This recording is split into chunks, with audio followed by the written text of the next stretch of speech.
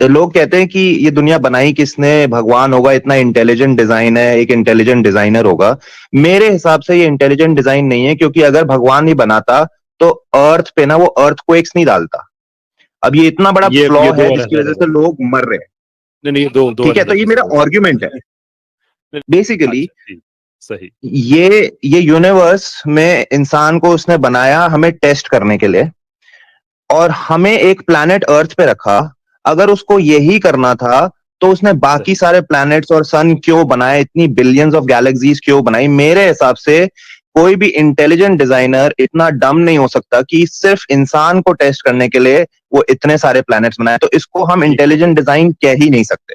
सही। इतनी गॉड ने इतनी मेहनत करी ताकि आपको मैं हमारा बता सोलर सिस्टम, एक मिनट, हमारा सोलर सिस्टम बैलेंस्ड रहे। इतनी मेहनत करी कि इतने यूनिवर्सेस बना दिए। क्या उसके पास इतनी पावर नहीं है कि वो बिना गैलेक्सीज के हमारा स्टेबल यूनिवर्स बना दे? तो वो ऑल पावरफुल नहीं है, बेसिकली वो डेफिनेशन में फिट नहीं बैठता। अस्सलामुअलैकुम वरहमतुल्लाहि वबरकातुहू। उम्मीद है आप लोग खैर आफियत से होंगे। आज हम जो वीडियो देखने जा रहे हैं वो वीडियो है कैसर अहमद राजा साहब की, उबैदुर रहमान शफीक साहब की एक एथीस्ट के साथ बातचीत है। ये एथीस्ट कॉल के लिए आता है, इसकी कॉल आती है मैक्स के नाम से, और इन साहब का क्लेम ये है, इन मुल्हिद का क्लेम ये है कि खुदा ने जो ये कायनात बनाई है ये इंटेलिजेंट डिज़ाइन नहीं है, मतलब ये परफेक्ट कायनात नहीं है, तो हम खुदा को कैसे मान लें। उसकी आर्गूमेंट के तौर पे वो मिसाल देते हैं कि जैसे इस ज़मीन के ऊपर अल्लाह ताला ने इंसान को आबाद किया और ये चरिंद परिंद भी बनाए और इस ज़मीन पे पहाड़ भी बनाए और दरिया समुंदर हर चीज़ बनाई, लेकिन इस ज़मीन के अंदर ज़लज़ले आते हैं। ज़लज़ले आते हैं तो इतना नुकसान हो जाता है, इतना डैमेज होता है, कैजुअलिटीज़ होती हैं, और बाकी ज़मीन के नुकसान होता है, इमारतें टूटती हैं। तो इतना नुकसान इस ज़मीन पे होता है, तो एक क्रिएटर इतना नुकसान कैसे अपनी क्रिएशन को दे सकता है। एक तो उनकी ये आर्गूमेंट है सबसे पहली। अब इनकी आर्गूमेंट आप देखते जाएँ, जो कि एक कॉमन सेंस रखने वाले बंदे के लिए वो खुद समझ रहा होगा, आप लोगों को आइडिया हो रहा होगा कि कितने वीक और इन लोगों का आईक्यू लेवल कितना लो होता है, जो कि खुदा से दूर जाते हैं। और एक समझ लें आप, एक तरह की फटकार है इनके ऊपर, और कई दफ़ा इनके ऊपर तरस भी आता है कि यार इन लोगों का इतना आईक्यू लेवल भी नहीं है और अपने आप को इतना इन्होंने अपना आईक्यू लेवल को डाउन कर दिया है, उनको इतनी मोटी बात समझ नहीं आ रही। अब दूसरी बात सुने, कहता है जी कि इस कायनात में इतने बिलियन और बिलियन स्टार्स हैं और गैलेक्सीज़ हैं, और मिल्की वे हमारी गैलेक्सी है, उसके अंदर इतने स्टार्स हैं और उसके अंदर इतने सोलर सिस्टम्स हैं, और उसमें एक सोलर सिस्टम हमारा है, और उस सोलर सिस्टम में एक ज़मीन है, एक सूरज है, एक चाँद है, और इस ज़मीन के ऊपर ही आबादी है। और अल्लाह ताला अगर इंटेलिजेंट डिज़ाइनर होता और एक खालिक परफेक्ट होता, जो खुदा एक परफेक्ट होता, तो वो को उसको इतना मेहनत करने की ज़रूरत नहीं थी। अब मेहनत का वर्ड जो किया साहब ने, तो अब ये भी आप सोच सकते हैं कि आईक्यू लेवल की, कि खुदा को मेहनत करनी पड़ी, मतलब जो क्रिएटर है वो मेहनत कर रहा। तो बात मकसद ये ना कि ये कि वो कह रहा था कि भाई अगर अल्लाह ने बनाना होता आबादी को एक सैयारे पे बना देता, तो बाकी चीज़ों की क्या ज़रूरत थी। अब इनका जो वो है आर्गूमेंट के अंदर जो फ्लॉ है वो आपको खुद नज़र आ रहा होगा कि भाई एक ज़मीन जिसके ऊपर इंसान आबाद हैं, ठीक है, उसके अंदर सूरज नहीं होता, चाँद नहीं होता, ये मौसम कहाँ से आते, ये रंगो नूर कहाँ से आता, ये दिन रात की जो तब्दीली है ये कहाँ से आती है? कुछ सोच सकता है इंसान के, इतना डम भी होता है कोई कि इस तरह की लॉजिक्स पेश करता है। अल्लाह ताला तो कादिर, इन्नल्लाह अला कुल्लि शैइन कदीर, अल्लाह ताला तो हर चीज़ पे कादिर है। तो उसके लिए ये कहना कि भाई ऐसे किया, ऐसे नहीं किया, ऐसे क्यों किया, ऐसे नहीं किया, तो ऐसे तो लामुतनाही सिलसिला शुरू हो जाएगा भाई मेरे। तो आप किस तरफ जा रहे हैं कि आप एतराज़ कर रहे हैं कि खुदा ने ऐसी कायनात क्यों बनाई, ऐसे क्यों नहीं बनाई। तो इसका इससे कोई ताल्लुक़ नहीं है कि खुदा जो है वो उसने बहुत मेहनत करनी पड़ी, रखता तो सिंपल रख सकता था। ये चीज़ डिस्कस करेंगे और बड़े अच्छे पैराए में डिस्कस करेंगे और आपको इन आर्गूमेंट्स का जो फ्लॉ है और इनके आर्गूमेंट्स की कमज़ोरी है वो नज़र आएगी। और इन चीज़ों को डिस्कस करने का मकसद ये है कि हम लोगों का और आप लोगों का, जो हमारे मुसलमान भाई हैं, उनका ईमान बढ़ता है जब इन ऐसे लोगों को देखते हैं, उनका आईक्यू लेवल और इनके आर्गूमेंट्स की जो बिल्कुल बेखुनी की जाती है और इनको उखाड़ा जाता है, जब बिल्कुल बुनियाद से हिलाया जाता है। तो इसी वीडियो के दौरान ही ये आदमी अपना मौक़िफ़ एथीस्ट से, जब इनसे मुफ्ती साहब मांगते हैं आर्गूमेंट, तो ये एथीस्ट से एग्नोस्टिक हो जाता है कि ठीक है, मुझे नहीं पता कि इस कायनात का क्या मकसद है, हो सकता हो। तो आपको नहीं पता तो आप हमसे किस बारे में फिर पूछ रहे हैं कि आप बिला वजह जानते हुए ये कहते हैं कि ये कायनात इंटेलिजेंट डिज़ाइन नहीं है। तो आप एक मुसलमान से कैसे पूछ सकते हैं कि भाई आपके पास खुदा का आर्गूमेंट क्या है?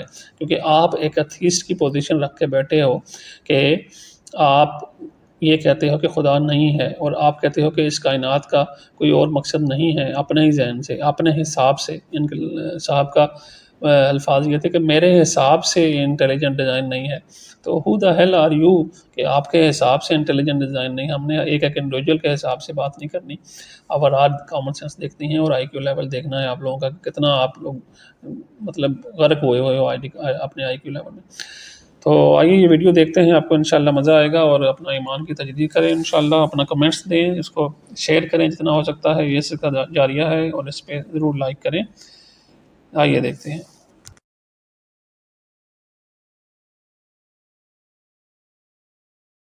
मेरा पॉइंट ये है, जो चीज मेरे को सबसे ज्यादा बॉदर करती है कि अगर अगर कोई बोलता है कि मैं इस्लाम में मानता हूँ, अल्लाह को मानता हूँ, बट अब मेरे को लग रहा है क्रिश्चियन बनना चाहिए, मैं जीसस को ज्यादा मानता हूँ, वो चेंज जी। करेगा तो अल्लाह के हिसाब से वो हेल जाएगा। और हम किसी को नहीं डराते कि मरने के बाद तुम हेल में जाओगे।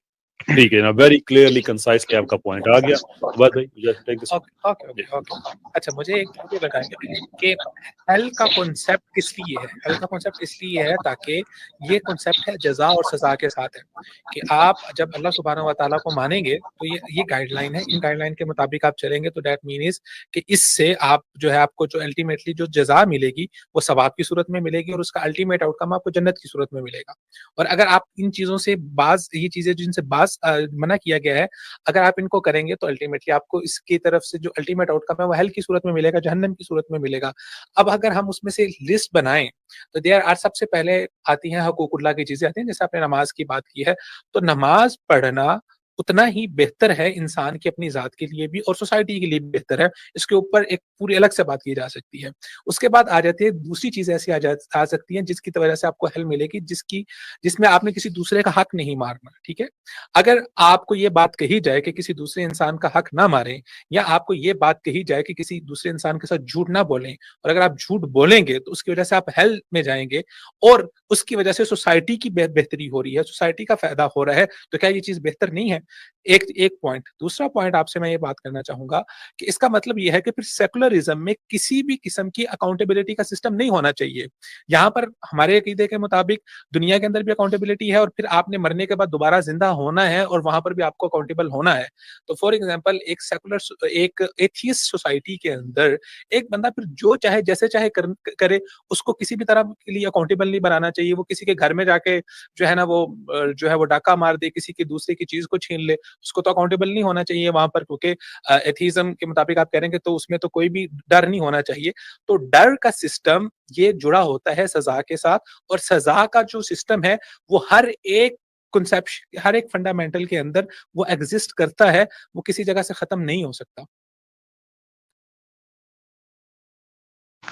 ठीक है, मैंने आपका पॉइंट समझा। बेसिकली आप ये कह रहे हो कि एथिस्ट के हिसाब से कोई कॉन्सिक्वेंसेस नहीं होने चाहिए क्योंकि वो तो मानते ही नहीं किसी मॉरल ऑब्लिगेशन में। ठीक है, जी जी, फिर उस हिसाब से रिलीजन में कॉन्सिक्वेंसेस सिर्फ लाइफ के बाद होने चाहिए। मतलब भगवान सजा देगा, फिर इंसान क्यों सजा दे रहा है जब भगवान देख रहा है सब कुछ और उसने सबको जज कर रहा है? वो जब मरने के बाद सजा देगा तो इंसान लॉ क्यों बना रहा है? मेरा पॉइंट ये है, एथिस्ट के हिसाब से बुरे एक्शन के कॉन्सिक्वेंसेस होने चाहिए। ठीक है, अब मैं आपको ऐसे समझाता हूं। मेरे हिसाब से चोरी गलत है, ठीक है, अब उसकी सजा लॉ देगा, तुम पकड़े गए, तुम्हें लॉ देगा, तुम्हें जेल होगी, जो भी जाना है। बट मैं ये नहीं बोलूंगा किसी को कि चोरी मत करना क्योंकि मरने के बाद तुम हेल जाओगे, क्योंकि फिर वो मुझसे हेल का प्रूफ मांगेंगे। मेरे पास नहीं है हेल का प्रूफ, मेरे हिसाब से ये इमेजिनरी क्लियर हो थ्रेट गया है। ना, एक पॉइंट क्लियर हो गया कि हम आप और मेरा इस बात पे इत्तेफाक हो गया कि कॉन्सिक्वेंसेस होना चाहिए। इस बात पे इत्तेफाक हो गया हम दोनों का। बिल्कुल 100%। ओके फाइन, ये एक पॉइंट क्लियर होगा। अगले पॉइंट पे आते हैं कि देखें, बीइंग बीइंग अ बिलीवर, मेरा इस बात के ऊपर ईमान है कि मैंने मरने के बाद जिंदा होना है। बीइंग एथीस्ट, एक एथीस्ट का इस बात के ऊपर यकीन नहीं है कि उसने मरने के बाद जिंदा होना है। सो एक बिलीवर होने के नाते मैं ये कह रहा हूं कि आपको इस दुनिया में भी कॉन्सिक्वेंसेस का सामना करना पड़ेगा और उसके बाद आपको मरने के बाद भी कॉन्सिक्वेंसेस का सामना करना पड़ेगा, क्योंकि मेरे मेरे ईमान के मुताबिक तो मेरी ये जिंदगी तो खत्म हो जाएगी, उसके बाद तो मेरी अगली जिंदगी भी शुरू होनी है, जो असल जिंदगी है, जो हमेशा रहेगी, जो कभी खत्म होने वाली नहीं है। तो ये कैसा इंसाफ हो सकता है जब मैं इस चीज के ऊपर बिलीव करता हूँ कि मेरी मरने के बाद भी जिंदगी है, तो मैं इस दुनिया में तो जो मर्जी करता रहूं और आखिर में मेरे लिए कोई हिसाब ही ना हो, आखिर में मेरे लिए कोई कॉन्सिक्वेंसेस ना हो। जब मैं दो जिंदगियों, देखिए, एक एथियस्ट एक जिंदगी पे बिलीव करता है तो उसके लिए कॉन्सिक्वेंसेस एक दुनिया के अंदर होना चाहिए। एक बिलीवर दो जिंदगियों के ऊपर बिलीव करता है तो उसके लिए कॉन्सिक्वेंसेस इस दुनिया में भी होना चाहिए और आगे वाली जिंदगी में भी होना चाहिए। तो इंसाफ तो तभी होगा ना, अगर मैं दुनिया के अंदर सब कुछ कर लूं और आखिरत में मैं उसके बाद क्लियर हो गया हूं, कोई फायदा नहीं है मुझे, तो क्या फायदा फिर। चलो मैं आपकी बात समझ गया। मेरे को ना 2 पॉइंट रखने हैं। पहला पॉइंट है, एथिस्ट बोलते हैं कि हमारी कोई दूसरी जिंदगी नहीं है, ठीक है, हम जब तक हैं तभी हमें सजा मिलनी चाहिए जो भी है। और रिलीजियस लोग बोलते हैं कि हाँ, मरने के बाद हेल या हेवन में जाते हैं, ठीक है। अब इसका कोई प्रूफ नहीं है और वो डराते रहते हैं कि हेल में जाओगे, हेल में जाओगे, और बोलते हैं 5 बार प्रेयर करो। अब मतलब इंसान को डर के रहना है जिंदगी भर कि अगर 5 बार प्रेयर नहीं करी तो हेल में जाएंगे, कोई प्रूफ नहीं है। और एथिस्ट जो है वो कभी ये नहीं बोलते, इमेजिनरी स्टोरीज नहीं बनाते कि सांता क्लॉज आके तुम्हें मारेगा या स्पाइडरमैन आके मारेगा। पॉइंट पे आ रहे हैं आप, देखिए आप असल पॉइंट पे आ रहे हैं। आप माइक्रोस के अंदर चले गए थे, आप पहले मैक्रो के अंदर आए। तो ये इन सब चीजों के ऊपर आपका ईमान लाना या इन सब चीजों को मानना वो डिपेंड करता है कि पहले आप अल्लाह सुब्हानहू व तआला की जात को या आप एक क्रिएटर की जात को माने। आप जब एक क्रिएटर की जात को ही नहीं मानते तो फिर आपका इस चीज के ऊपर बात करना कि जी वो मरने के बाद जिंदा होंगे, हेल है या नहीं है, सबसे पहले तो आप क्रिएटर की जात के ऊपर आएगा ना कि क्रिएटर की जात के ऊपर आप यकीन रखते हैं या नहीं रखते। तो आपने कहा कि आप क्रिएटर की जात के ऊपर यकीन नहीं रखते, इसकी क्या दलील है आपके पास, क्यों क्रिएटर नहीं है। हाँ देखो, इसका ना प्रूफ नहीं है बट आर्गुमेंट है, ठीक है, आर्गुमेंट है। बेसिकली सब जब कहते हैं आपके कि पास एक प्रूफ ही नहीं है तो वर्ड। फिर आप कितने कैसे यकीन से कह सकते हैं कि वो नहीं है, हाँ तो अगर मैं है तो आपको फिर। बता देता हूँ। हाँ, इसका इसका रीजन है क्योंकि बर्डन ऑफ प्रूफ आपके ऊपर है। मैं आपको क्लियर कर देता हूं कैसे। अगर आज मैंने आपको बोला कि मैंने आज एक उड़ता हुआ घोड़ा देखा जिसके पंख है, आप अगर डिस्प्रूव नहीं कर सकते तो मैं सच बोल रहा हूं, ये सेंस नहीं बनती। आपको डिस्प्रूव नहीं करना है, मेरे को सबूत लाना है कि मैंने एक उड़ता हुआ घोड़ा देखा, ठीक है। मैं आपको प्रूफ नहीं दे सकता भगवान नहीं है, क्योंकि मैं आपका क्लेम रिजेक्ट कर रहा हूं। तो आपकी रिस्पॉन्सिबिलिटी है कि आप प्रूव करो गॉड है, हेल है, हेवन है, एड्रेस क्या है हेल का। और दूसरी बात, मेरा आर्ग्यूमेंट ये है कि अगर लोग कहते हैं कि ये दुनिया बनाई किसने, भगवान होगा, इतना इंटेलिजेंट डिजाइन है, एक इंटेलिजेंट डिजाइनर होगा। मेरे हिसाब से ये इंटेलिजेंट डिजाइन नहीं है, क्योंकि अगर भगवान ही बनाता तो अर्थ पे ना वो अर्थक्वेक्स नहीं डालता। अब ये इतना बड़ा फ्लॉ ये दो है जिसकी वजह अलग-अलग से लोग मर रहे हैं, नहीं, ये दो ठीक है। तो अलग-अलग ये चीजें मेरा हो गई। आर्ग्यूमेंट है। नहीं, अब दो अलग बातें कर रहे हैं। मैं एक अब ब्रीफली मैं ऐड करके फिर उबैद भाई को मैं वापस मैं बैकग्राउंड देता हूँ। जो आपने बर्डन ऑफ प्रूफ की बात कही है, ये बड़ी ग्रोस मिस एक बेसिकली ओवर सिंप्लीफिकेशन है जो आप कर रहे हैं। क्योंकि किसी भी बात जब आप बात करते हैं तो आपका एक पॉजिटिव क्लेम हो सकता है, एक नेगेटिव क्लेम हो सकता है, जो कि दोनों ही नॉलेज क्लेम होते हैं, और तीसरी होती है न्यूट्रल पोजीशन। मिसाल के तौर पे आप ये कहें कि आज आपने एक उड़ता हुआ घोड़ा देखा है, आपने एक नॉलेज क्लेम किया है, अब आपकी रिस्पॉन्सिबिलिटी है कि आप सबूत दें, बिल्कुल सही बात है। लेकिन एक आदमी है वो कहता है कि भाई मैंने तो नहीं देखा, हो सकता है हो सकता ना हो, उससे कोई आदमी सबूत नहीं मांगेगा, इसलिए कि वो नॉलेज क्लेम नहीं कर रहा। लेकिन जो ये आदमी कहे ना कि उड़ता हुआ घोड़ा होता ही नहीं है, वो भी नॉलेज क्लेम कर रहा है, सबूत उसने भी देना है कि उसको कैसे पता है कि नहीं होता है। तो ये हमारी जिम्मेदारी है कि हम सबूत दें खुदा का, इसलिए कि हम कहते हैं कि खुदा है।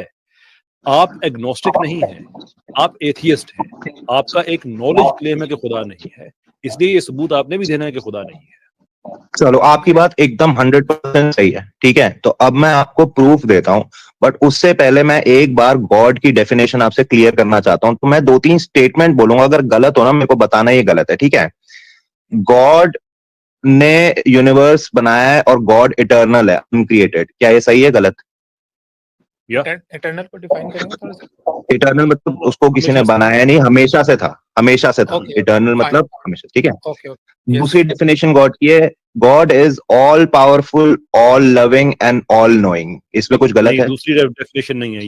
ये वो नेसेसरी फीचर्स और कैरेक्टरिस्टिक्स हैं जो गॉड को बनाते हैं। Remove any of them and God is not God anymore.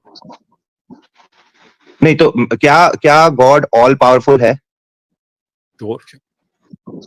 All knowing है, उसको सब कुछ पता है नहीं, या यस श्योर। और वो अब सबसे प्यार करता है या नहीं, ये पूछ रहा हूं मैं। सबसे प्यार करता है। और प्यार की डेफिनेशन अगर आप ये रखें कि जो मर्जी बंदा करता रहे और वो उसको हर आदमी को खुली छुट्टी है, तो मतलब उसका इस्तेमाल कंडीशनल लव। दो वो लोगों प्यार को प्यार भी करता है और गुस्सा भी करता है। अच्छा, कंडीशनल लव है रात को बेसिकली, ठीक है। और क्या लास्ट चीज है? स्टेटमेंट है, नहीं, क्वालिफाइड है अल्लाह ताला की मतलब ये। कंडीशनल स्टेटमेंट है, अगर ये करोगे तो प्यार करूंगा मैं, अगर नहीं करोगे तो प्यार नहीं नहीं, करूंगा मैं, ये ये किसी ने नहीं कंडीशंस कहा। है। क्वालिफाइड की बात की क्वालिफाइड। है, कंडीशनल की नहीं। असल में अच्छा, लव की भी टाइप्स हैं, वो मैं डिटेल में नहीं जाना चाहता। एक लव है जो सबके लिए है और एक लव है जो क्वालिफाइड है। तो एक एक बेसिक लेवल के ऊपर सबके लिए लव है। ठीक है। तो लास्ट पार्ट डेफिनेशन का, और उसके बाद मैं प्रूव करता हूं। लास्ट पार्ट ये कि क्या ये गॉड जिसने यूनिवर्स क्रिएट किया है, वो उसने एक इंटेलिजेंट डिजाइन क्रिएट किया है, और क्या हम गॉड को कह सकते हैं वो इंटेलिजेंट डिजाइनर है या नहीं? अब मेरे को ये क्लियर कर दो, उसके बाद मैं अपना प्रूफ देता हूं। हाँ जी, क्या बिल्कुल गॉड कैसे। इंटेलिजेंट डिजाइनर है? जी जी बिल्कुल। जी जी बिल्कुल। ठीक है। तो अब मैं अब आपको आप, बताता हूँ, अब मैं आपको बताता हूँ कि ये अगर आप यूनिवर्स, कहें तो पहली मैं बात आपका टाइम वैसे सेव कर दूं, क्योंकि एपिकोरस को हम पढ़ पढ़ के ना बाल सफेद हो रहे हैं हमारे भी। नहीं, मैं इसके लिए डेफिनेशन अपने बात इसलिए रखना चाहता हूं क्योंकि अगर मैं ये डेफिनेशन के हिसाब से मैं प्रूव कर सकता हूं कि गॉड ये सब नहीं है बेसिकली। अच्छा ठीक, सही। ये यूनिवर्स में इंसान को उसने बनाया हमें टेस्ट करने के लिए, और हमें एक प्लैनेट अर्थ पे रखा। अगर उसको यही करना था तो उसने बाकी सही सारे प्लैनेट्स और सन क्यों बनाए, इतनी बिलियंस ऑफ गैलेक्सीज क्यों बनाई? मेरे हिसाब से कोई भी इंटेलिजेंट डिजाइनर इतना डम नहीं हो सकता कि सिर्फ इंसान को टेस्ट करने के लिए वो इतने सारे प्लैनेट्स बनाए। तो इसको हम ठीक हो गया, इंटेलिजेंट डिजाइन कह ही नहीं सकते। सही हो गया। अब हम इस प्रेमिस पे बात कर रहे हैं ना कि जो गॉड है वो ऑल नोइंग है। हाँ, यानी कि अगर हम गॉड की बात कर रहे हैं तो हम मान रहे हैं ना कि जिस गॉड की हम बात कर रहे हैं वो ऑल नोइंग है। अदरवाइज तो कन्वर्सेशन मीनिंगलेस हो जाती है। ठीक है। आप ऑल नोइंग हैं? मैं तो नहीं हूं। तो कितनी ये डम बात है कि एक आदमी जो ऑल नोइंग नहीं है वो अपने लैक ऑफ नॉलेज की बेस पे ऑल नोइंग गॉड पे जजमेंट अप्लाई कर रहा है कि ये चीज डम है। वो खुद आपको डम नहीं लग रहा? नहीं, मैं बताता हूं उसका रीजन है। अगर मैं एक सॉफ्टवेयर इसमें रीजन बनाऊंगा, की कौन सी बात हो सकती है कि गॉड ऑल नोइंग है? हमारी इस कन्वर्सेशन में हमने एस्टेब्लिश किया कि गॉड को मानने के लिए जरूरी है कि हम ये माने कि गॉड ऑल नोइंग है। आप खुद अपने लिमिटेड नॉलेज की बेस पे कह रहे हैं कि मुझे देखो, मेरा नॉलेज लिमिटेड है, लेकिन मैं ये समझता हूं कि जिसका नॉलेज अनलिमिटेड है उसने ये गलत किया है। हाउ डम statement is this?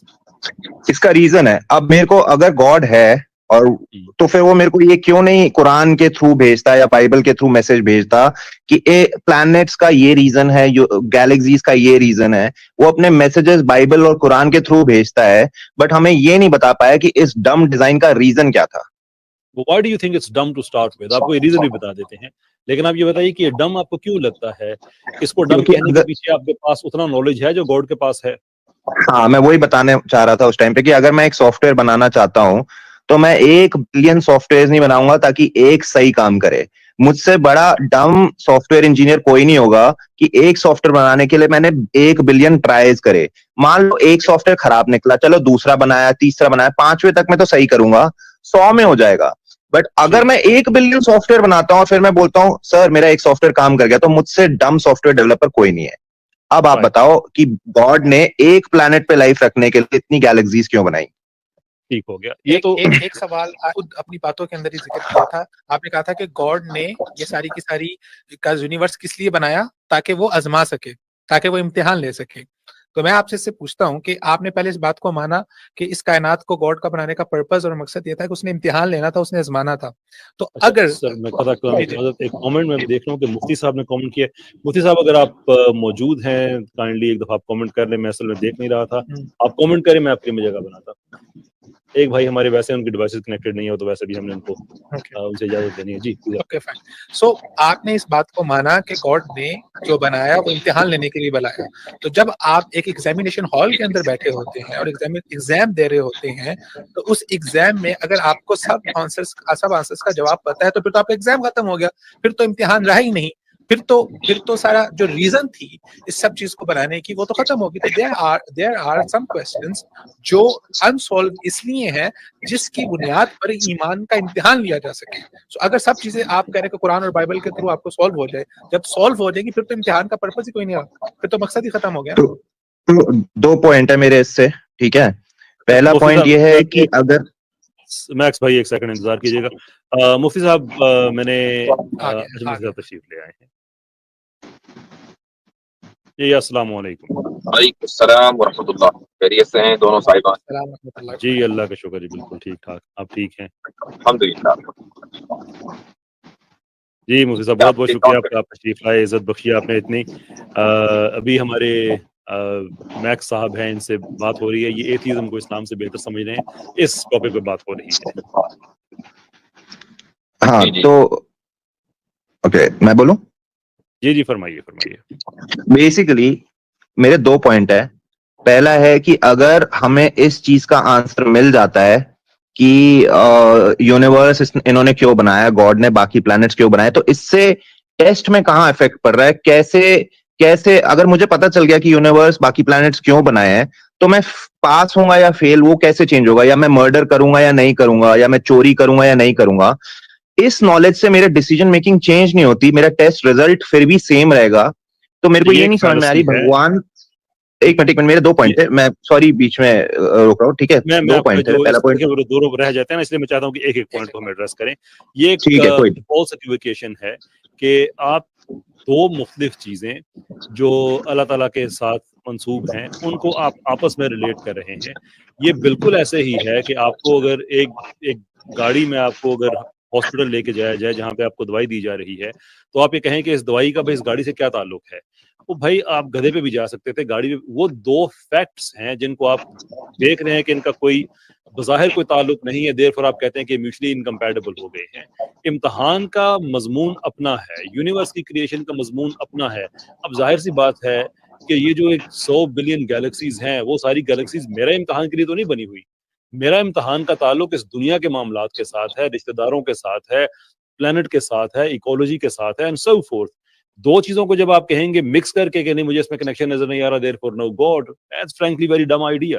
I am very sorry, लफ्ज आपने यूज किया था, मैं इसलिए रिपीट कर रहा हूँ। मैं एक सवाल ये करना चाहूंगा इनसे कि जितनी गैलेक्सीज और प्लैनेट्स की बात हो रही है, तो भाई आपको क्या ये मालूम है कि उनका कोई पर्पस नहीं है, या ये मालूम नहीं है कि उनका कोई पर्पस है? मेरे हिसाब से एज एन एथिस्ट इनका कोई पर्पस नहीं है। आपको ये मालूम है?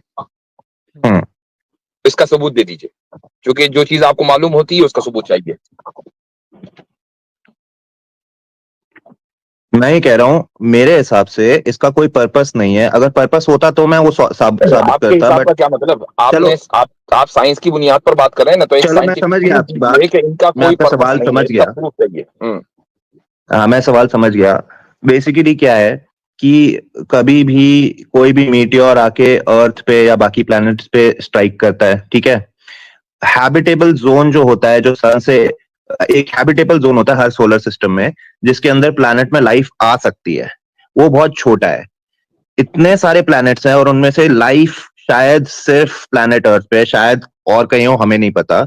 बट आप अगर ये सारी चीजों को जोड़ोगे, आपने कहा हमें नहीं पता, अभी तो आप कह रहे थे आपको पता है। मैंने बोला मेरे को ये नहीं पता लाइफ और प्लैनेट पे है या नहीं। मैं ये कह रहा हूं अगर हम ये सारी चीजों को जोड़े ना, के अलावा कोई और पर्पस भी तो हो सकता होगा ना, वो आपको पता है कि नहीं है? कोई भी पर्पस नहीं है? मेरे हिसाब से, जितनी मेरी नॉलेज और मेरा कंक्लूजन कहता है, मेरे हिसाब से कोई पर्पस नहीं है। और ये मेरा हिसाब है। आप ये इसका कोई लगा देते हैं मेरे हिसाब से। Who are you? Are you a scientist? आपकी बुनियाद क्या है? साइंस है क्या है? ये बस एक थॉट, मेरी मेरी मेरी मेरी बुनियाद है कॉमन सेंस। अच्छा, यानी कॉमन सेंस आपका ये कह रहा है कि ये कॉमन सेंस आपका पर्सनल सेंस है या कॉमन सेंस है? ये कायदे से कॉमन होना चाहिए बट रेयर है, तो मेरे हिसाब से कॉमन सेंस में आना चाहिए। कॉमन सेंस में आना चाहिए। अब कॉमन सेंस में जो पर्सनल आना सेंस से रेयर सेंस बन गया। जबरदस्त एवोल्यूशन है। मैं आपको ये बता रहा हूं, मेरे हिसाब से अगर कोई भी हिसाब लगाए उसका यही हिसाब बनना चाहिए। अगर आपका अलग है तो आप मान सकते हो। आपने मुझसे सवाल पूछा कि इस यूनिवर्स का कोई पर्पस है या नहीं, मेरे हिसाब से कोई पर्पस नहीं है और मेरे मैं पास कोई बताता हूँ सबूत आपको नहीं कि है। कॉमन सेंस मेरे क्या पास है। कोई सबूत मैं नहीं है। बताता हूँ कि कॉमन सेंस क्या है। कॉमन सेंस ये है कि इन गैलेक्सीज का क्या पर्पस है हमें नहीं पता, ये कॉमन सेंस है। आप ये कह रहे हैं कि नहीं मुझे पता है कि कोई पर्पस नहीं है, ये कॉमन सेंस नहीं है, ये मैंने आपका बोला मेरे पर्सनल व्यू है। हिसाब से, मैंने आपको बोला मेरे हिसाब से पता है, मतलब ये नहीं है कि मेरे को कोई साइंटिस्ट आके बता के गया है। जितना मेरा दिमाग काम करता है मेरे हिसाब से कोई तो पर्पस आप नहीं ये है। कहिए कि मैं बगैर किसी प्रूफ और बगैर किसी दलील और आर्गुमेंट के ये कहता हूं कि इन चीजों का कोई पर्पस नहीं है, ये कहिए आप। हाँ चलो यही बोल दिया मैंने।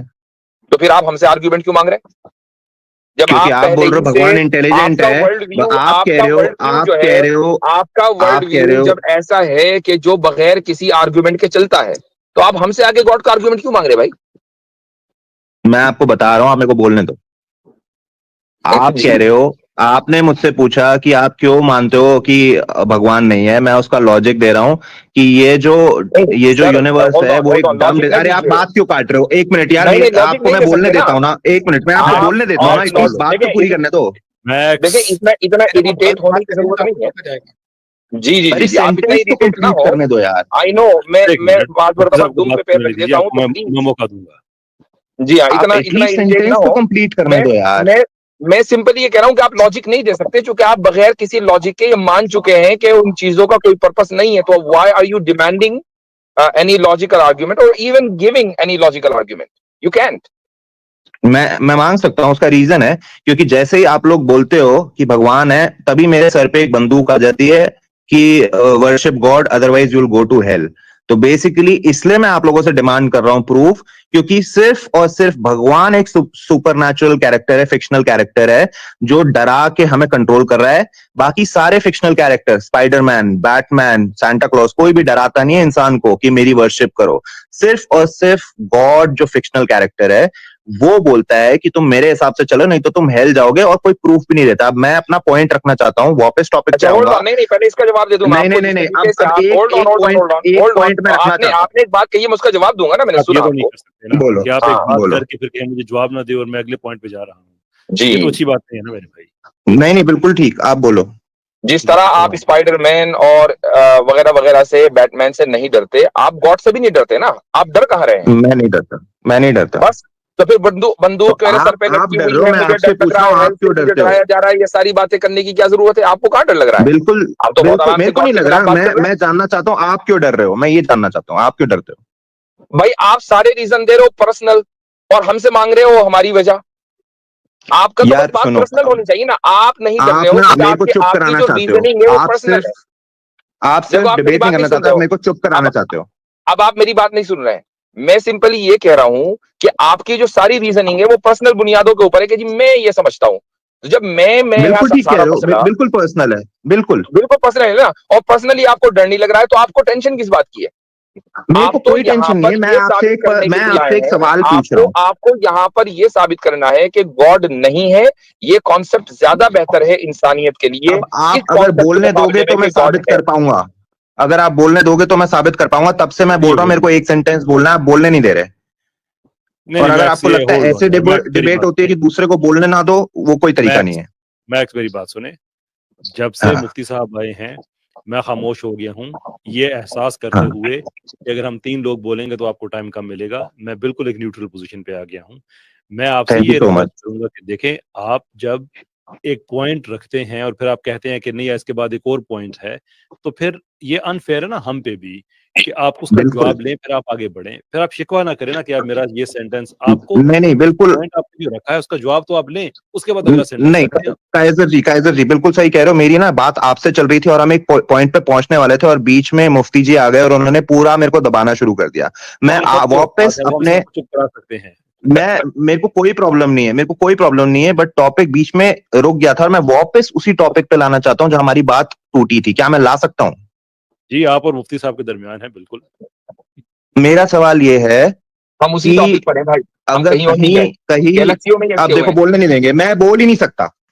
अरे बोलिए बोलिए यार। जी मेरे को ये बता दो कि इतने, अगर कहीं कुरान में नहीं लिखा और कहीं बाइबल में, कहीं गीता में नहीं लिखा कि बाकी प्लैनेट्स और बाकी गैलेक्सीज का कोई क्या पर्पस है, अगर हमें पता ही नहीं, तो आप इस डिजाइन को इंटेलिजेंट डिजाइन किस बेसिस पे कह रहे हो? क्योंकि हमको नहीं पता इन्होंने क्यों बनाया था, तो हम बेसिकली अज्यूम कर सकते, और आज तक हमें किसी और प्लैनेट की जरूरत नहीं पड़ी। मैं ये पूछ रहा हूं इंटेलिजेंट डिजाइन कैसे हुआ? मेरे हिसाब से ये डम डिजाइन है, क्योंकि हमारे पास कोई रीजन नहीं है, कोई आंसर नहीं है गॉड के थ्रू कि उसने ये क्यों बनाया है। तो क्या आप मुझे बता मैं सकते यहाँ हो पे इसका सिर्फ क्या, एक इसको एक बनाने का बात क्या मुफ्ती रीजन साहब की था? इजाजत से मैं सिर्फ एक बात ऐड ये करना चाहूंगा कि आपका ये कहना है कि इस प्लेनेट, जो हमारा प्लेनेट अर्थ है, इसके लिए सूरज की कोई जरूरत नहीं है, सूरज का कोई अमल दखल नहीं है, बिल्कुल फजूल है, चांद भी इसके लिए फजूल है, इसका कोई फायदा नहीं है, सिर्फ प्लेनेट अर्थ ही नहीं है। नहीं नहीं नहीं, आपने आपने वो दो नहीं, बात ये नहीं है उबैद साहब, बात नहीं नहीं ये नहीं, नहीं मैं कह रहा हूँ Hold सन on, की अरे जरूरत भाई है, साहब, मैंने तुम्हारी मून बात की सुनी, अब जरूरत मुझे है, बोलने भी दो, बट बाकी अब मुझे प्लैनेट्स तो की बोलने दो, जरूरत नहीं है, बाकी नहीं, अब मुझे गैलेक्सीज की बोलने कोई दो यार, जरूरत नहीं है। आप अब मुझे बोलने दो। बयान बदल रहे हैं। मुफ्ती साहब को बोलने थे, आपने कहा था कि बाकी किसी भी की कोई जरूरत नहीं है, सब बेफायदा है, लेकिन आप मुफ्ती साहब को जरा बोलने दें। हाँ नहीं नहीं नहीं, बिल्कुल बात बिल्कुल। ये नहीं है उबैद साहब और कैसर भाई, मैं सिर्फ यहाँ पॉइंट रखना चाहता हूँ कि अभी ये कह रहे हैं कि हमें मालूम नहीं है, कुरान में नहीं बताया, बाइबल में नहीं बताया। मालूम ना होने से ये फैसला कर देना कि ये डिजाइन इंटेलिजेंट नहीं है, ये कैसे पता चला? आपको आज से 500 साल पहले इंसान की बॉडी में क्या क्या चीजें हैं नहीं पता था, तो क्या आप ये मान के चल रहे थे कि ये एक इंटेलिजेंट डिजाइन नहीं है? क्या आप इसको डम डिजाइन मान रहे थे महज अपनी लाइल्मी की वजह से? ये लाइल्मी और ना जानना किसी चीज के होने ना होने का सबूत कब से बना है? बात तो ये है। देखो, अगर तो आपकी बात समझ गया, बिल्कुल वैलिड पॉइंट है। हो सकता है इन सब का ना कोई एक्चुअल रीजन हो, कोई पर्पस हो जो मुझे नहीं पता, ठीक है, मैं ये भी मानने के लिए तैयार हूं, बट जब तक मुझे ये कोई बताएगा नहीं, भगवान बताएंगे नहीं आके कि मैंने इसलिए बनाया या कुरान में नहीं लिखा, जब तक नहीं पता चलता, तब तक मैं बिल्कुल रीजनेबल हूं ये बोलने के लिए कि ये डम डिजाइन है। इसको आप इंटेलिजेंट डिजाइन नहीं कह सकते, क्योंकि बाकी गैलेक्सीज और यूनिवर्स की जरूरत ही नहीं जब थी। आप अगर खुद ही इस इंसान बात को अगर तस्लीम इंसान कर को चुके टेस्ट हैं करना भाई, था तो तीन चीजें जब आप बनाते, इस बात सन। को तस्लीम कर चुके हैं कि ना जानना दलील नहीं है, तो फिर हाउ कैन यू रूल कि ये डम डिजाइन है? आप तो खुद ही तस्लीम कर रहे हैं। ये कहना एक तरफ, ठीक तो है, आप ये कह रहे हैं कि नहीं, ना जानने की बुनियाद पर मैं कोई फैसला नहीं कर सकता, फिर फैसला भी कर रहे हैं। इससे बढ़कर डम कोई चीज नहीं हो सकती।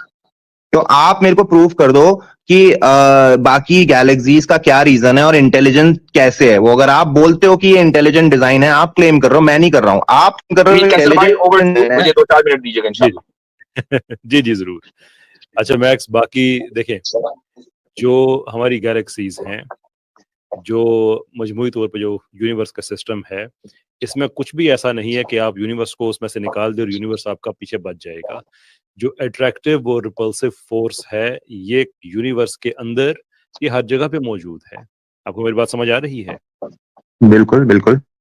विच इज टू से कि आप ये कहें कि आज से यहाँ से आपके पास एक फॉर एग्जांपल 300 मिलियन साल के जो लाइट ईयर के है, या कोई भी आप एक फिगर ले ले, इतने दूर एक गैलेक्सी है, उसका कोई फायदा नहीं है।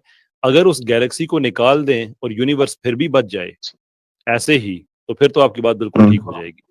लेकिन ये कितना प्रिसाइज सिस्टम के इसके अंदर एक गैलेक्सी जब एक्सप्लोड भी होती है, एक प्लेनेट भी एक्सप्लोड होता है, तो उसका सपोर्ट सिस्टम पहले से डेवलप होता है। इस हद तक ठीक है है। कि एक सितारा टूटता है, जब एक सितारे का टूटने का हमारा जितना भी है ना, हमारा ये 93 बिलियन का जो हमारा सर्कल है, इसका बड़ा गहरा ताल्लुक है आपस में, कि एक सितारा भी टूटता है तो उससे जो कार्बन है उससे नई जिंदगी पैदा होती है, जो नए मॉलिक्यूल्स पैदा होते हैं। इवन हमारे जो हमारे इस जमीन पे जो मॉलिक्यूल्स हैं, इसका ताल्लुक हमारी कायनात के साथ है। इस सारे को कहा जाता है पहले इसको टेलीलॉजिकल आर्गुमेंट कहा जाता था, अब इसको फाइन ट्यूनिंग आर्गुमेंट कहते हैं, FTA। ठीक है, मैं ठीक इससे है। आपको इतना साइंटिफिक डेटा दे सकता हूँ, इसके पर्पस का इतना साइंटिफिक डेटा दे सकता हूँ कि आप हैरान रह जाएंगे कि ये इतनी प्रिसीजन के साथ ये कैसे बना है। और ये पिछले 50 साल में इस पे इतना ज्यादा काम हुआ है। अभी इनफैक्ट इन दिनों मैं एक किताब पढ़ रहा हूँ, इज एथियज्म डेड, उस किताब का नाम है, आजकल मैं वो पढ़ रहा हूँ, जिसमें दोबारा से इस डेटा को रिवाइव किया गया है कि जो ग्रैंड आर्गुमेंट है फॉर एग्जिस्टेंस ऑफ गॉड वो एक्चुअली यूनिवर्स के अंदर है। तो आप मुझे बताइए कि आपको वो डेटा पढ़ना अच्छा लगेगा या ये कहना आपको अच्छा लगेगा कि वेल मुझे तो पता नहीं है, लेकिन चूंकि पता नहीं है इसलिए मैं इसको डम समझता हूँ। नहीं, मैं आपको ना, आपने बहुत ही सही पॉइंट रखा। बेसिकली ना आपने बहुत अच्छा पॉइंट रखा कि हमें नहीं पता कि अगर एक गैलेक्सी किसी तरह गायब हो जाए तो हम पे क्या असर पड़ेगा। हो सकता है उस गैलेक्सी का पर्पस है कि एक ग्रेविटेशनल बैलेंस रहे, हो सकता है। बिल्कुल सॉलिड पॉइंट है। बट मेरा फिर नेक्स्ट क्वेश्चन आता है, क्या गॉड इतना पावरफुल नहीं है कि वो एक स्टेबल सोलर सिस्टम बना दे और बाकी गैलेक्सीज को हटा दे? क्या उसके पास ये पावर नहीं है? अब वो इतनी, गॉड ने इतनी मेहनत करी ताकि हमारा सोलर सिस्टम, एक मिनट, हमारा सोलर सिस्टम बैलेंस्ड रहे, इतनी मेहनत करी कि इतने यूनिवर्सेस बना दिए। क्या उसके पास इतनी पावर नहीं है कि वो बिना गैलेक्सीज के हमारा स्टेबल यूनिवर्स बना दे? तो वो ऑल पावरफुल नहीं है, बेसिकली वो डेफिनेशन में फिट नहीं बैठता। क्योंकि अगर वो ऑल पावरफुल होता, अगर कैसर भाई मेरा सवाल ये है कि क्या गॉड इतना पावरफुल नहीं है कि वो सूरज के बगैर बस यहाँ लाइव कर देता दुनिया में? और क्या गॉड इतना पावरफुल नहीं है कि बस वो एक ही मुल्क बनाता, इंडिया, वहीं पर सारे पहाड़ होते, वहीं पत्थर होते, वहीं रेगिस्तान होते, और बाकी किसी चीज की जरूरत नहीं, पूरी इंसानियत वहीं एक कस्बे में रहती? तो ये आप चलते चले जाएं, गॉड की पावर के ऊपर सवाल करते चले जाएं? बिल्कुल वो नहीं है पावरफुल, गॉड पावरफुल नहीं है। मेरा पॉइंट ये है कि अगर मैं पावरफुल होता इतना तो मैं इतनी मेहनत नहीं करता। मैं सिर्फ बोलता चल प्लैनेट अर्थ बना देते हैं, सन दे देते हैं, मून दे देते हैं और टेस्ट शुरू करो। सन और मून क्यों दे अगर देते हैं? वो भी हटा दो, सिर्फ प्लैनेट रखो ना। उसके पास पावर नहीं है कि गॉड के पास की सिंप्लीफाई करे? क्यों इतनी मेहनत कर रहा है गॉड? मैं आपको बताता हूँ कि आपकी इस बात में दो सेंट्रल प्रॉब्लम्स यहाँ हैं। पहला प्रॉब्लम ये है कि आप ये अस्यूम कर रहे हैं फॉर व्हाटएवर रीजन कि खुदा ने बड़ी मेहनत की है इस पे। हमारा कोई ऐसा अकीदा नहीं है कि खुदा मेहनत करके चीजें बनाता है। उसका हमारा ये अकीदा है जो कुरान में है कि वो कहता है कि हो जा, और उस चीज का प्रोसेस इनिशिएट हो जाता है। पहली बात ये। दूसरी ये कि किसी के एक काम के डिफरेंट व्यू रखने से उसकी नेगेशन नहीं होती है, ये बात जहन में रखें। तो मिसाल के तौर पे आपके इंडिया में अगर मोदी जी से आपको शिकवा है, शिकायत है कि वो हुकूमत ठीक नहीं चला रहे हैं, आपके नजदीक हुकूमत का ये बेहतर मॉडल हो सकता था, जो आपका डेमोक्रेटिक राइट है, बिल्कुल आप तनकीद कर सकते हैं, आप पसंद भी कर सकते हैं, किसी और गवर्नमेंट के खिलाफ आप हो सकते हैं, कांग्रेस के खिलाफ हो सकते हैं, किसी के भी खिलाफ हो सकते हैं। लेकिन आप ये कभी भी नहीं कह सकते कि मुझे मोदी साहब का ये मॉडल अच्छा नहीं लगा है। ऑन दिस बेस मैं ये कहता हूँ कि मोदी साहब हैं ही नहीं। आपका उनके काम से डिसएग्रीमेंट करना उनकी एग्जिस्टेंस की दलील है, ये प्रूफ है इस चीज का। तो बहुत सी बातें हो सकता है आपको ना समझ आए, मुझे भी ना समझ आए। क़यामत के दिन अल्लाह ताला से आप भी पूछ सकते हैं, मैं भी पूछ सकता हूँ कि अच्छा ये मकसद समझाएं, इसका क्या था, ये क्या था। यानी कि आप जो काम नहीं कर सकते ना, जो अनफेयर है आपकी तरफ से, जो आपको नहीं करना चाहिए, वो ये है कि मेरी लिमिटेशन ऑफ नॉलेज की वजह से मैं ये समझता हूँ कि बेहतर मॉडल ये होना चाहिए था, और चूंकि बेहतर मॉडल ये होना चाहिए था, देयरफॉर एग्जिस्टिंग मॉडल का बनाने वाला कोई है ही नहीं। Does that make sense to you? चलो आपकी दूसरी बात ये कि मैं यहाँ करना चाहूंगा एक चीज ऐड करता हूँ कि आपने कहा ना कि कुरान मजीद में अल्लाह सुब्हानहू व तआला ने कुछ रीजंस बताई हैं, हमें कुछ रीजंस बताई हैं कि किस वजह से अल्लाह ताला फरमाते वाला का ज़य्यना समा दुनिया बिमसाबिह व जअलना रुजुमन लिशयातीन। तो उनमें दो तीन रीजन में से एक रीजन ये भी बताई है सितारों को बनाने की, प्लैनेट्स को बनाने की, कि ये सितारे जो हैं ये रस्ते में लोगों को, जब लोग पुराने दौर में सफर करते थे तो इन सितारों के थ्रू वो अपने रस्ते को नेविगेट करते थे। फिर इन सितारों के थ्रू वक्त देखा जाता था। फिर अल्लाह ताला फरमाते हैं कुल्लुन फी फलकी यस्बहून, ये सूरज चांद सितारे हर एक अपने मदार के अंदर ट्रैवल कर रहे हैं, घूम रहे हैं। तो ये सूरज जो अपने मदार के अंदर चल रहा है, इससे हमारे इस प्लेनेट के अंदर टाइम की जो एग्जिस्टेंस है वो इसके साथ है। फिर चांद के अपने मकासद हैं और बहुत सारी चीजें। आप ये कहना चाह रहे हैं कि फॉर एग्जांपल आप टाइम से भी निकल जाएं, आप स्पेस से भी निकल जाएं, आप हर चीज से निकल जाएं, तो देयर आर मैनी बेनिफिट्स जो आजकल के दौर में भी जो लोग सितारों के साथ जो है वो रास्ता देखते हैं। अभी तो हमारे पास नेविगेशन और बहुत सारी चीजें आ गई हुई हैं, लेकिन अभी भी कुछ लोग इन सब चीजों से फायदा लेते हैं, फायदा उठाते हैं और लोगों के लिए इसके अंदर फायदा होता है। एक पॉइंट मैं लास्ट पॉइंट के ऊपर यहाँ पर लाना चाहता हूँ आपको कि फॉर एग्जांपल हमने ये कहा कि हम कुछ रीजंस तो अल्लाह ताला ने हमें बता दी जो हमने आपके सामने पेश कर दी, एंड देयर आर और मैनी रीजंस जो हम कहते हैं कि हमें नहीं पता, वो हम अल्लाह सुब्हाना, जैसे कैसर भाई ने कह दिया, वो हम अल्लाह सुब्हाना व तआला से पूछेंगे। और मेरा इसके ऊपर पॉइंट ये कि इसी के ऊपर हमारा इम्तिहान है। ऑन दी अदर हैंड आप भी इसी जगह पर खड़े हुए उबैद हैं। भाई एक आयत और है सूरे हामीम सजदा की आयत नंबर 12, उसमें अल्लाह ताला ये फरमाता है कि वज़य्यना अस्समा दुनिया बिमसाबिहा व हिफ्ज़ा ज़ालिका तक़दीरुल अज़ीज़िल अलीम। ये जो हिफ्ज़ा का लफ्ज़ है ये बहुत अहम है। बिल्कुल बिल्कुल, तो उस इस यानी कायनात की पूरी हिफाजत के लिए। कायनात की हिफाजत और उसके अंदर लाइफ की हिफाजत, हर चीज इसके अंदर आ गई। ठीक है, मैं आप जी। लोगों का पॉइंट एकदम समझ गया। ठीक है, आपके पॉइंट्स में वेट है। ठीक है, आपके पॉइंट्स में वेट है। अब मैं ये बोलता हूं कि मैं ये प्रूव नहीं कर पा रहा कि गॉड नहीं है, मेरे सिर्फ आर्ग्यूमेंट्स हैं, लॉजिक्स हैं, अजम्पशन है। तो अब आप मेरे को एग्नोस्टिक की कैटेगरी में डाल दो, एथिज्म से एग्नोस्टिक में डाल दो। ठीक है, कोई बात नहीं, अभी रुको। अब हाँ, अब आप मुझे ये बताओ कि आपके पास क्या सबूत है कि आप भगवान में मानते हो, हेल हेवन में मानते हो, उसका आप सबूत दो। प्रॉफिट्स की life, moral argument, teleological argument, उसके साथ contingency argument, cosmological argument. There are many arguments. तो बेसिकली प्रॉफिट की लाइफ प्रूफ है गॉड है, तो फिर मेरी हाँ, प्रॉफिट्स की लाइफ, प्रॉफिट्स तो इंसान थे, इंसान से गॉड कैसे प्रूव हो रहा है? प्रॉफिट्स की लाइफ मैंने कहा है कि सारे प्रॉफिट्स अगर एक ही मैसेज दे रहे हैं, सारे प्रॉफिट्स एक ही तरह की जिंदगी गुजार रहे हैं, भले वो अमीर हैं या गरीब हैं, डजंट मैटर। मैं पायसी की, उनकी जो पाइटी है मैं उसकी बात कर रहा हूँ, जो स्टैंडर्ड है मैं उसकी बात कर रहा हूँ, यानी कि हक के बारे में उनका क्या ख्याल है, गुनाह के बारे में उनका क्या ख्याल है, and they all are consistent. और वो वही बात कर रहे हैं जो आपके अंदर मौजूद है, जिसको कुरान ने बड़े अच्छे तरीके से बयान किया है कि आपको पता है बगैर किसी के बताए कि अच्छा क्या है और बुरा क्या है। और प्रॉफिट्स उसी चीज को they bring to life through their सीरा, और वो आपको बताते हैं कि खुदा है। आपके पास कोई वजह नहीं है कि आप एक मॉरल जिंदगी गुजारें, you have no reason to be a moral human being, लेकिन आप ना चाहते हुए भी मॉरल जिंदगी गुजारते हैं। आप उसको, उसकी दलील अपनी बायोलॉजी में नहीं पाते, अपनी साइकोलॉजी में नहीं पाते। तो वहां से आपको पता चलता है कि there is a transcendent being जिससे आपने सब्सक्राइब किया है और अपनी मोरालिटी को उसमें ग्राउंड करते हैं। प्रॉफिट्स अपनी जिंदगी से, जिसको हम सीरा कहते हैं, देयर वे ऑफ लाइफ, जिससे वो आपको उस रास्ते पे गाइड करते हैं और आपको पता चलता है कि ये जो मेरे अंदर अच्छाई है, दो आई हैव नो रीजन के मेरे अंदर अच्छाई हो, it has no material properties whatsoever, no biological properties whatsoever, लेकिन ये एग्जिस्ट करती है और मैं प्रॉफिट्स की जिंदगी में ये देखता हूँ और मुझे उससे सुकून मिलता है। I feel at home, that tells you कि एक ऐसे हायर बीइंग है जो क्रिएटर है, मेरा मालिक है, खालिक है, and that's a driving force behind everything that is out there. ठीक है, बिल्कुल सही। ये बात मेरे को मैक्स एक दो पॉइंट मैं ही ऐड करना चाहता हूँ कि आपने कहा कि मैं एक स्टेप आगे आ रहा हूँ, आप एग्नोस्टिक के लेवल पे आ रहे हैं। अब आप एक चीज को समझे कि खुदा की जात को समझने के लिए, खुदा की जात को समझने के लिए आप जिस एनक से अपनी सोच को देख रहे हैं, अपने एक्शंस को देख रहे हैं, इस दुनिया के एक्शंस को देख रहे हैं, खुदा की जात को या क्रिएटर की जात को उन एक्शंस या उस एनक से या उन रूल से नहीं देखा जा सकता। इसकी एक लॉजिकल रीजन है। रीजन ये है कि एक इंसान भी क्रिएटर है। इस दुनिया के अंदर बहुत सारी चीजें जो इंसान ने बनाई और अल्लाह सुब्हानहू व तआला भी क्रिएटर है जिसने इस पूरी कायनात को बनाया। तो इंसान ने इस दुनिया में जितनी भी क्रिएशंस की हैं, उस क्रिएशन में कोई भी ऐसी क्रिएशन नहीं है जिसमें उसने नॉन एग्जिस्टेंस को एग्जिस्टेंस में लेके आया हो। फॉर एग्जांपल हमारे पास ये लैपटॉप है, कैमरा है, इसमें कोई भी ऐसा मटेरियल नहीं है जो मटेरियल पहले से इस कायनात में एग्जिस्ट ना करता हो। उसने उस मटेरियल को जोड़ा, उसने एक नई शेप दी। बेसिकली इंसान जो है वो इनोवेशन कर रहा होता है।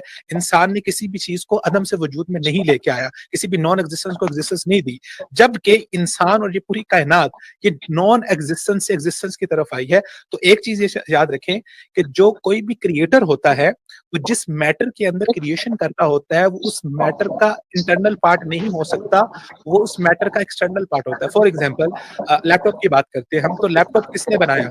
इंसान ने बनाया। या फ्रिज की बात करते हैं, फ्रिज किसने बनाई? इंसान ने बनाई। तो इंसान और जो फ्रिज है, क्या ये एक ही मैटर के अंदर एग्जिस्ट करते हैं, या लैपटॉप एक ही मैटर में एग्जिस्ट करते हैं? नहीं, इसके अंदर प्लास्टिक यूज हुआ हुआ है, इसके अंदर और बहुत सारे मैटर यूज हुए हैं। सो दैट वाई जो रूल्स एंड रेगुलेशन हमें अल्लाह ताला ने बनाया, हम जिस मैटर में एग्जिस्ट करते हैं, हमारी सोच उसी मैटर के साथ ही जुड़ी हुई है। इसलिए हम क्रिएटर को जांचने के लिए जो चीज मैं करता हूँ, फॉर एग्जाम्पल आप ये समझ रहे हैं कि मैं अगर एक सॉफ्टवेयर बनाऊंगा तो उसकी चीजें ऐसे हो जाएंगी तो मुझे डम समझा जाएगा। आप जिस फंडामेंटल के थ्रू आप अपने आप को सोच रहे हैं, जब उसी फंडामेंटल को आप क्रिएटर पे लगाएंगे जो लॉजिकली लग नहीं सकता, क्योंकि अल्लाह सुब्हानहू व तआला इस कायनात के मैटर का इंटरनल पार्ट नहीं है, वो इस कायनात के मैटर का एक्सटर्नल पार्ट है। सो क्रिएटर को समझने के लिए आपको एक दफा जो जितने भी आपकी सोच और समझ के जो जाविये हैं, जो रूल्स एंड रेगुलेशन जो इस दुनिया में लगते हैं, उससे एक दफा नीचे उतरना होगा और उसको दूसरे जाविये से देखना होगा और उसको समझना होगा। एक पॉइंट। दूसरा पॉइंट ये आ जाता है, अगर आप इग्नोस्टिक हैं तो इसका जिक्र अल्लाह सुब्हानहू व तआला ने सूरह मुल्क के आखिर में भी किया। There is a very very strong argument कि हम अज्यूम करके चलते हैं ना, आपने भी कहा कि आपके पास भी कोई प्रूफ नहीं है कि आप साबित कर सकें कि खुदा है, ठीक है, आपके पास प्रूफ नहीं है। हम आपको ये हमारे पास जो आर्गुमेंट्स है, हम आपको आर्गुमेंट्स दे रहे हैं, उस बिहाफ के ऊपर हम खुदा की जात के ऊपर या क्रिएटर की जात के ऊपर ईमान लेके आ रहे हैं। चलिए लेट्स अज्यूम, एक सिनेरियो अज्यूम करते हैं कि देयर इज आपके अकॉर्डिंगली प्रोबेबिलिटी है कि खुदा की जात नहीं है, ठीक है, हमारे अकॉर्डिंगली प्रोबेबिलिटी है और हम इसके ऊपर ईमान रखते हैं कि खुदा की जात है। तो अल्लाह ताला कुरान मजीद में फरमाते हैं कुल हुवर रहमानु आमन्ना बिही व अलैहि तवक्कलना, रहमान तो हमारा है और हम उस पर ईमान लेके आए। फॉर एग्जाम्पल हम फोत होते हैं, मरते हैं, और मरने के बाद हम मिट्टी के अंदर चले जाते हैं या हमारी राख बना दी जाती है, और मरने के बाद आपकी प्रोबेबिलिटी के अकॉर्डिंगली अगर खुदा की जात नहीं है तो क्या होगा? हम मिट्टी के अंदर मिट्टी हो जाएंगे, बात खत्म होगी। लेकिन अगर दूसरी तरफ जब प्रोबेबिलिटी है कि खुदा की जात है और मरने के बाद अगर खुदा की जात हुई और अगर आपको उसको हिसाब देना पड़ा और आप इस दुनिया के अंदर इनकार कर रहे थे, तो आपका क्या बनेगा? फसतअलमून मन हुवा फी ज़लालिम मुबीन। सो खुदा की जात पर ईमान रखना इज अ सेफेस्ट वे। ये वाला पॉइंट एक बार रिपीट करना, ये वाला लास्ट पॉइंट रिपीट करना।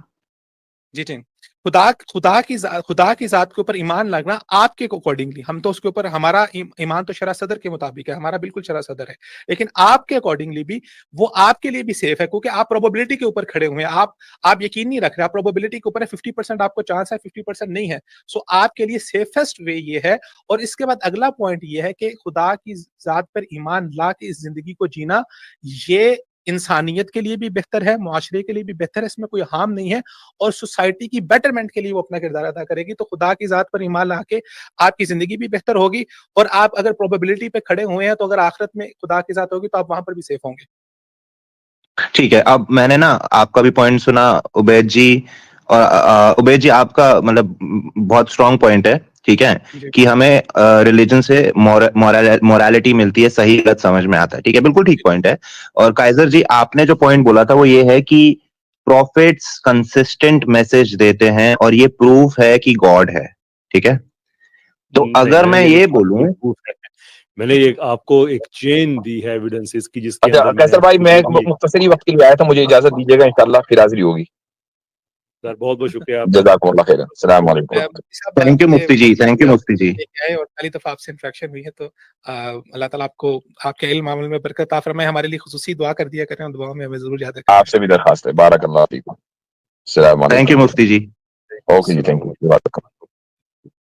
हाँ कैसर जी, तो अगर वो एविडेंस नहीं है तो अभी तक मुझे एक प्रॉपर एविडेंस नहीं मिला कि गॉड है। मेरे को वो जानना है कि क्या एविडेंस है कि आप मानते हो भगवान है, हेल है या हेवन है।